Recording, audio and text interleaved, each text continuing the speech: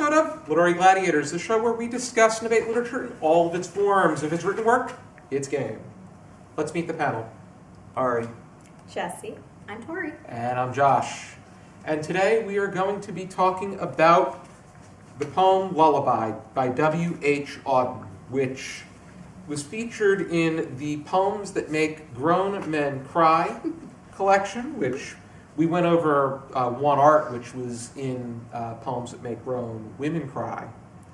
And this one was cited by Simon Schama and Simon Callow as being the poem that, in turn, made them cry. But the discussion starter that I wanted to talk about is how a lullaby is a poem that explores the idea of love's inability to last forever. There is an argument that can be made that this could pertain to the cycle of life in general. But do you feel that there are any signs that this could be speaking of forbidden love? Mm-hmm. Yes. Yeah, I would agree that it and I'm trying to think of the line directly, but It's in the first stanza. There's a Yeah, line in the right first there. stanza. Faithless arms lying in my faithless arms. Fall asleep. Yes. I'm butchering the line and I apologize. because at first I But, thought By your sleeping head, my love, human on my faithless arm. There we go. yes, that's it. And at first I thought at first when I read through that stanza, I was like, I thought it was talking about a child. And then I read back through it and got to the second stanza. I was like, wait, maybe not. I think you're supposed to believe for the first stanza it's a child, and then as you read along in the poem, Yeah, because once I you got get to the more second and one- more information saying maybe this isn't just a life cycle poem. This might be something a little bit more.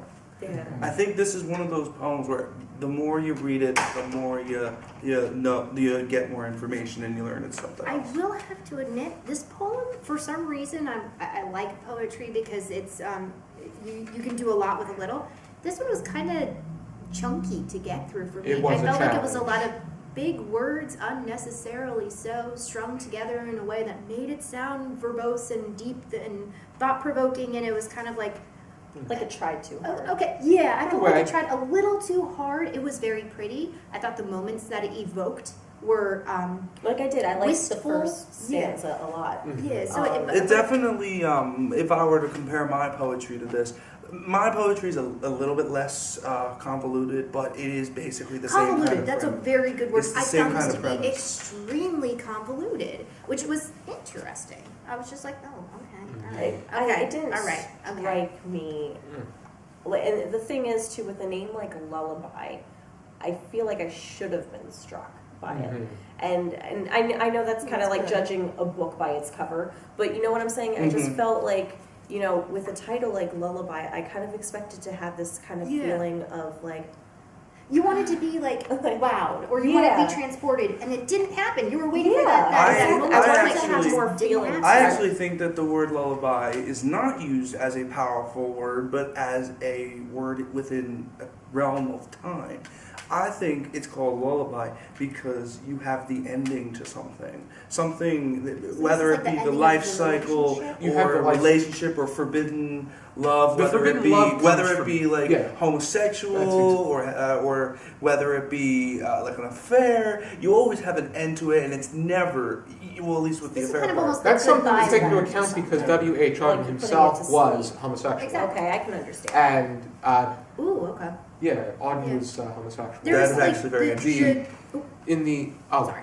the It's like the darkness of Yeah, the fact homosexuality at that that this time. is something that, this was written in 1937, it was released in 1950, Mhm. and Interesting. at that time, it was clearly private, forbidden, and if You found out, they would have to part I ways. don't know how many of you viewers out there have seen The Imitation Game.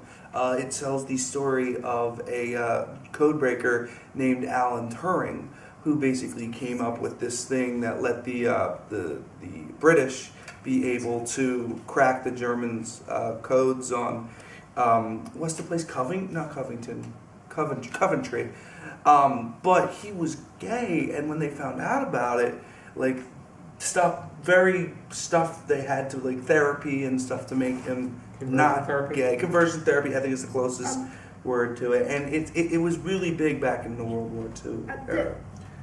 I didn't know the homosexual tone. It kind of changes the tone to this because I went from a very like man to woman sort of like illicit love in the sense that like the two of them were not allowed for one reason or another to be together. And there were two different ways that I kind of read it. The first one I read it, just that line of lay your sleeping head, my love, human on my faithless arm. That line, human on my faithless arm, kind of resonated where, to err is human. So he was saying that, I will not be 100% devoted to you because I am human. And he's not going to be And perfect. the poem, for its face value, could be about a man and a woman, but and deep down inside, in the I hate to use the word, but the dark underbelly. The core value of the poem is he's writing this to one of his lovers. Yeah. And now I can see where that's coming from, that wistfulness of, I want to be with you, I long to be with you, but it's unfortunate because for one reason or another, we're not allowed to be together. Do you know if the author here actually did get conversion therapy? Do you know that? I'm not sure. Because it's also possible that this may have been like the last thing he wrote before he had to start doing conversion therapy. That's a stretch. If he got that, I'm not sure. This was not one of his more well-known poems. Was it like one that was like found later, but they still know it was written in 1937? They know it was published in 1950 in a magazine, but a lot later. it really didn't. It didn't pick up the. Usually, if they talk about Auden biographically, Because I think if the wrong person reads this poem, it's not. If it's supposed to describe, if it's seen to describe the longing for a homosexual relationship, that could lead to problems. if there was a work that wasn't published for quite some time, it was Maurice by Ian Forster, who had he had 3 noteworthy works that were already out. There's Room with a View is Room with a View is his. Room of One's Own is Virginia Woolf, but Maurice didn't come out until after he died. So, and that had to do with homosexuality. No, I know a lot of cases where people did not come out until they were like on their deathbed. So I mean, there's a lot. If they even came out. If they even did, Mm-hmm. And I just want to say to everyone out there, But now adding that lens, just as pointed out, this one line, soul and body have no bounds to lovers as they lie upon her tolerant enchanted slip, and then it talks about vision and Venus. I feel like that now kind of has a new meaning. kind of look, meaning or look to it in the eyes of if somebody is, in a forbidden relationship with somebody of the same sex. I just wanted to And mention I feel like love is blind. and there is no bound to love. And if I love you for who you are, then why should your body matter? Why should, it's the soul that matters, not the body. I feel really bad now because from a historical standpoint, I kind of wrote this poem off as okay, it's another love story. Okay. All I wrote was dichotomous language. I don't even know what that means. Dichotomous language. I know what dichotomous language is, but I don't know what it means to pertain to the poem. I want to just done. briefly say something about the last 2 lines of the poem. Nights of insult let you pass, watched by every human love. It's almost here that it's like saying that whatever this is, it's gonna keep, people are gonna say things about it, and it's by being watched by every human love. That's like the actual proper human love, and it's being observed as if, oh wait, this just doesn't make sense. This isn't normal. Something's off here, and I think that kind of gives away to the possible hint of homosexuality. It's very interesting. By adding in that one little facet alone, it goes from just another poet writing about and yearning and pining for their, forbidden lover, and then it kind of adds that whole other spin of, from a societal standpoint, it's forbidden for a whole other reason. And it's so silly. I'm sitting here thinking well, why don't I still like the poem if you change the gender of it? And that's a very interesting It makes question. a big enough But difference. it makes a big It enough does. impact where I'm sitting here like, oh, okay, so there's a historical standpoint behind it that I didn't even know. And like I said, I didn't do my homework, so. That always makes things all the more fascinating. It's the Yeah, it rare adds it's the such a- rare instance here on Literary Gladiators where one person will say something extremely important that none of the other 3 people or 4 people would know, and then it completely changes our opinions on it And I completely. think that's absolutely wonderful about the Discussions, written yeah, word. no, And, absolutely. discussions in general, but the written word, because it means so much to someone, and to another person who read it who may not be in that same mindset or may not be in that same place. Like, I'm not very much so for the lovey-dovey aspect of like, if somebody starts, gushing about something, I'm like, that's cool, that's nice. And maybe a lullaby is also used to soothe someone. Yeah, that's the other thing. This could be a self-soothing lullaby to say, yes, there is a forbidden aspect here, and I just have to keep it inside and It's just this keep it feeling calm. of something that this man is whispering at the very, very twilight hour or the very early morning to this person that's on, may or may not be laying his head on the pillow next to him. And it's unfortunate because these are words, it feels like the words that he never got to say to the person that this is directed towards. Maybe it's not directed to one person, but to A community of several people, or the concept or the idea of someone, but there's this very unrequited, like, these words never were said to someone, and it kind of culminated into this It's poem. kind of like when someone is literally like sleeping, but not quite asleep. And you see in the movies when people like whisper down and they say, like they say something into their ear, but you never actually know whether the person's heard it or not. It's kind of like that in a way. And I'm not the first. Like, I mean, in my opinion, like, if And now I can you're straight, you're understand straight. why. You're gay. That's fine. Whatever. Like, Yeah, I identity don't doesn't matter. Yeah, I don't see why anybody makes a big deal about any of those things. However, very rarely do I think that it's kind of necessary to know about. And I felt the same way when I first read this poem. I was like, okay, so what? This Yeah. man's But using a lot of big having- words, whoop-de-doo. yeah. Like, now I'm just like, oh, And now okay. that you kind of have that little bit of insight, I feel like it does. It changes the entire poem, and not that it should, but it does. Just knowing that here he is, like you said, whispering and just maybe even trying to give a voice to the other people out there I like who that. want Exactly. to say this And then you to add their to lovers it that and they can't. it didn't see the light of day. It didn't come to public knowledge until, like, what, you said 20 years after it was written? 10 years It was after. 10 years when the poem was released. 10 years after it was written, but there was no knowledge about his homosexuality within it. The way that the poem was written, it could be manipulated in such a way that But it had to do with just- another.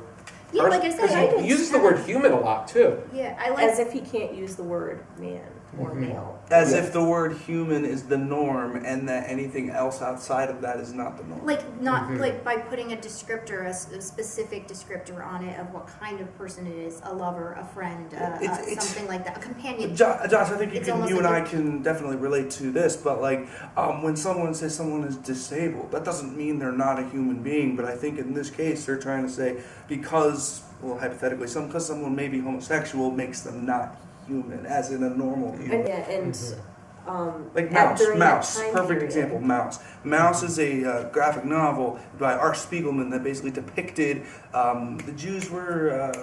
Jews were I know the mice. Polish were pigs. The Jews were mice. Germans And- were Germans were cats. Yeah, and each like the Germans were like in that war were like human, and the Jews were dirty little pigs. No one wanted to be around, and it's just a shame. It really is You mean an mice? absolute shame. Well, in Mouse they were mice. Yeah, I was talking about real life.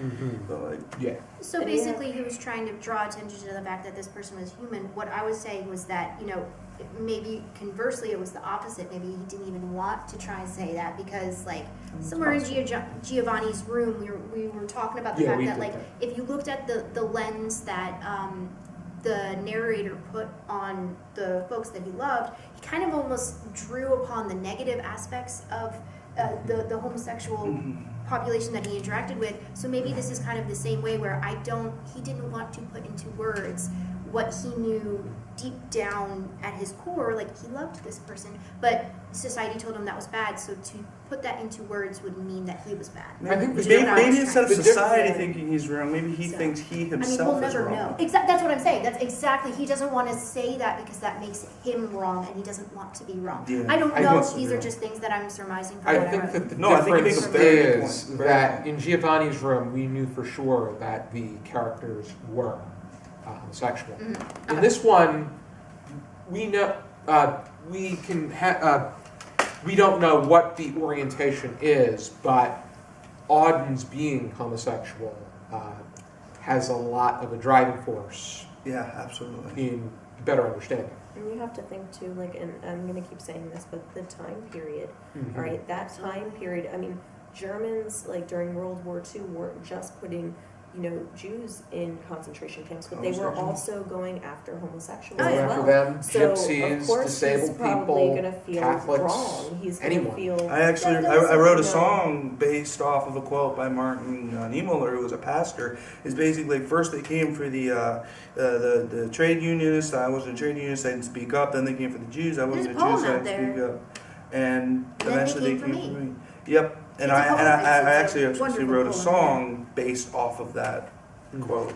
So, but yeah, that political spin for that kind of adds to. I mean, it's unfortunate. It was sexuality is such a tumultuous subject that has been an issue with all over the place, And what is interesting is if you look at it from a historical standpoint, it wasn't until the Western world met up with the Eastern world where, like, there have been in ancient Chinese texts kings and royalty who had same-sex lovers. So The it Romans. was, it was part of, like, day-to-day goings on. Maybe it wasn't written down necessarily. Kind of like this, where somebody read something and they, okay, so it has to be a female they're talking about. It's a female love interest. Until you discover more and more about the individuals who were writing where that kind of was par for course. And it wasn't until I'm going to use big air quotes, our society met up with all those things where it seemed that, being in the future and putting the best foot forward for being a civilized community,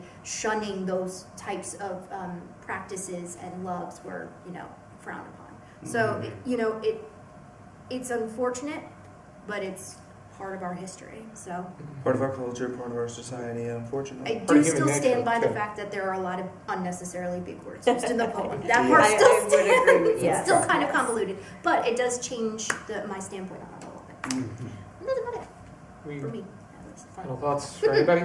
I would say, for my final thought, that if I wasn't on camera right now, I'd be bawling my eyes out after I heard this discussion. Is your name going to be attached to that now?